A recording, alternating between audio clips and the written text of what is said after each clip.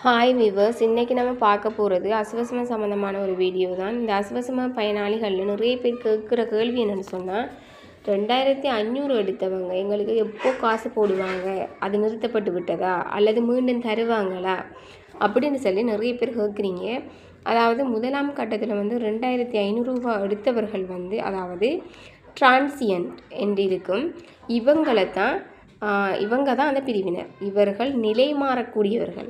அந்த பிரிவுக்குள்ளே தான் இவங்களுக்கும் 2500 ரூபா வழங்கப்பட்டு கொண்டிருந்தது. உங்களுக்கும் தெரியும், ஆரம்பத்தில் 4 கட்டங்களுக்குள்ளே தான் இந்த அஸ்வசம கொடுப்பனவும் வழங்கப்பட்டு வந்துருந்துச்சு. அதில் வறியவர்கள், மிகவும் வறியவர்கள், பாதிக்கப்படக்கூடியவர்கள், நிலை மாறக்கூடியவர்கள் அப்படிங்கிற அந்த 4 பிரிவுகளும் தான் இது. இதில் என்னென்னு சொன்னால், கடந்த வருடங்களாக 4 பிரிவினர்களுக்கும் இந்த கொடுப்பனவுகள் வழங்கப்பட்டு கொண்டிருந்தது.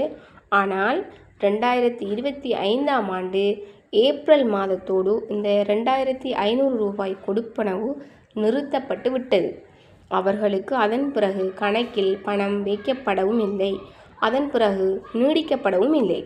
இவர்களுக்கு ஆரம்பத்தில் 2500 ரூபாய் வழங்கப்பட்டு பின்னர் சில சந்தர்ப்ப சூழ்நிலை காரணமாக அவர்களுக்கு கொடுப்பனவுகளை மொத்தமாக வழங்கி 500 அடிப்படையிலே அவர்களுக்கு வழங்கினார்கள்.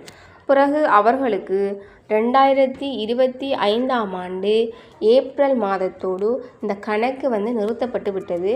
அன்றிலிருந்து இதுவரைக்கும் இந்த பிரிவினர்களுக்கு பணம் வழங்கப்படவில்லை.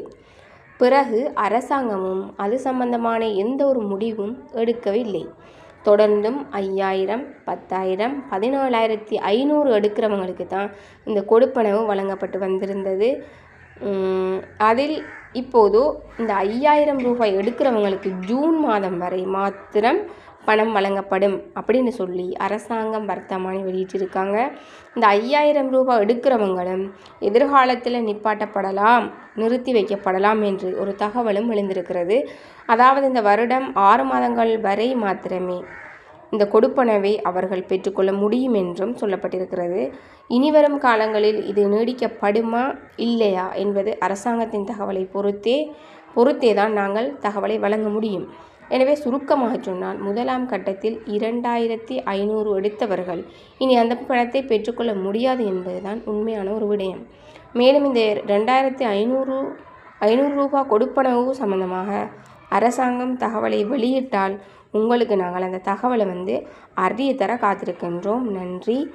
அந்த சேனலை லைக் பண்ணுங்கள், சப்ஸ்கிரைப் பண்ணுங்கள், மற்றவங்களுக்கும் ஷேர் பண்ணுங்கள்.